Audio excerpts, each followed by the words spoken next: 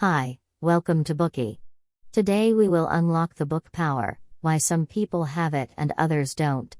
Like many people, you must have wondered why, despite a great work ethic, some people just don't get promoted. Yet, in spite of a lousy performance, some people are just favored by their leaders.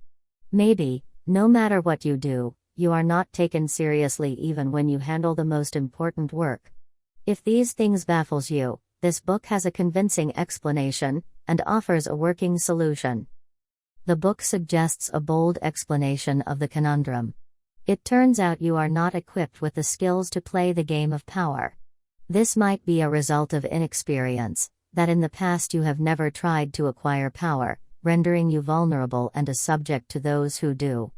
The author believes we live in a society with ubiquitous hierarchical structures. The central theme of any hierarchy is a cutthroat competition, people fighting to attain certain positions. Thus, the art of how to gain influence and power is of utmost importance in modern society. This book is an essential guide to career advancement. Whether you are new to a job, rising up the corporate ladder, or in a senior managerial role, this book is a great source of the skills you need for your career development. The author Jeffrey Pfeffer is a famous professor of organizational behavior at Stanford University, who has also published titles including Hard Facts, Dangerous Half-Truths, and Total Nonsense, Profiting from Evidence-Based Management and What Were They Thinking, Unconventional Wisdom About Management, etc. He has carried out profound research in business. He has been a visiting professor at Harvard Business School, London Business School and Ease Business School in Spain. He is also a columnist at Business 2.0. Pfeffer has administered executive training courses in 28 countries, and has provided education and consulting services to many business associations and universities in the United States. Next, we will discuss the book in 3 parts. Part 1, Why People Pursue Power. Part 2, How to Construct Power. Part 3, How to Maintain Power.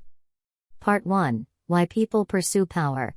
You might think there is no need to join the race in seeking power in your workplace. Perhaps you think it's a concern for politicians and CEOs, but you couldn't be more wrong.